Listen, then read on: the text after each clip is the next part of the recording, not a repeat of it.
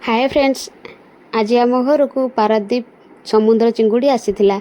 एबे मु से चिंगुड़ी को भल भाव में धोई नहीं से हलदी पानी रे ताकू सिझेई देली। एबे से चिंगुड़ी को छांकी नहीं एबे भल भाव में तार सबुतक चोपा छड़े नेबी।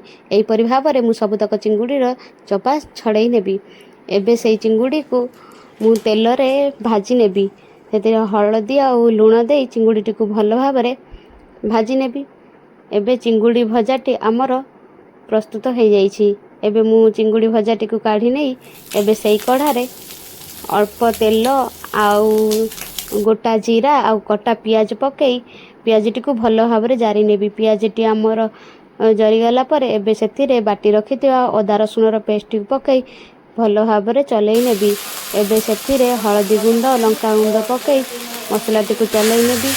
एबे सेथिरे काटी रखिथिबा टमाटो पकई स्वाद अनुसार लुण पकई मसलाटी को भल भाव में कषि नेबी। ये मसलाटी आमर भल भाव में कषि हो जाइछि। एबे सेतिरे दही देई मसलाटी को आउ थरे कषि नेबी।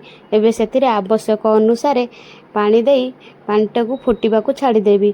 पानीटी आमर एठी फुटिलाणी। एबे सेतिरे भाजी रखिथिबा चिंगुड़ी को पकई घोड़णी रे घोड़ई नेबी।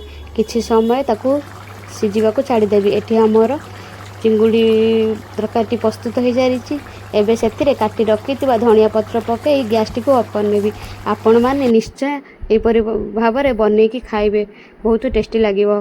आउ मो रेसिपीटी केमिति लागिला निश्चय कमेंट करी जणैबे। मो चैनल रे नुआ थिले प्लीज सब्सक्राइब करिवे।